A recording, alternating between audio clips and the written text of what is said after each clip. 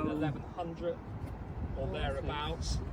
The next section was built around about the 15th century, the middle element of it. Right. We call them the valleys now because the north and the south aisle and the north aisle were added.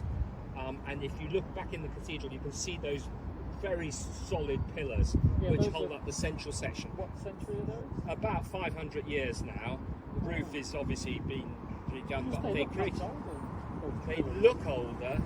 In reality, it was built on. So basically the cathedral started.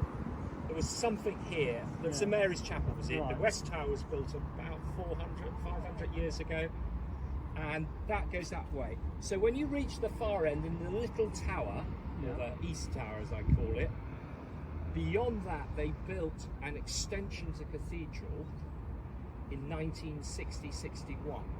Only 60 years ago. The Queen opened it in 1962, and the 60th anniversary was last year. Oh, if there's a plaque, when she opened it, she was still alive at that stage, and then obviously passed away sadly in September. But that gives you the additional bit and that window, the Piper window, everything. If you go back into the cathedral and look, that's 60 years old. So that looks older, but in reality, there was nothing beyond the two valleys and that tower bit. That's the latest addition was 1992, the cathedral hall down there. So the cathedral has progressed.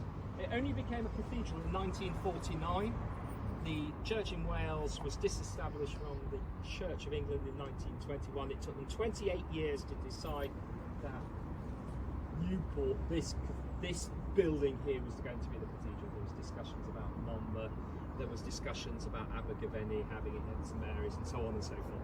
Eventually they decided they have here, but they decided that in doing that they needed to extend, and we've extended as far as you can go on the land, and basically that way. So you're confined by a very narrow site. It's almost like a rocky outcrop because the walls are quite high and the road. Now there were trams which came up here in the old days, which went right way. So there was physically trams which came up the hill.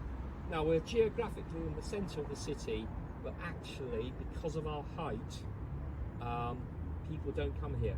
So imagine Winchester, which is in the centre, the cathedral in the centre, or Salisbury, it's flat, people go to it. Here, they look at Stowe Hill, or and go, woof.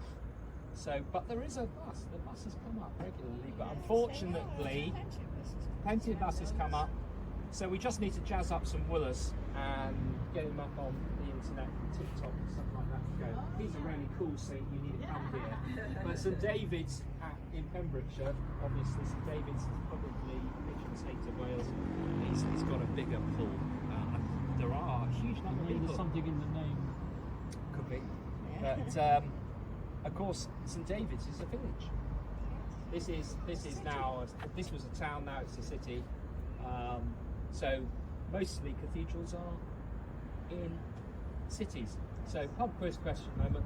What cathedral's in a village in England or Wales?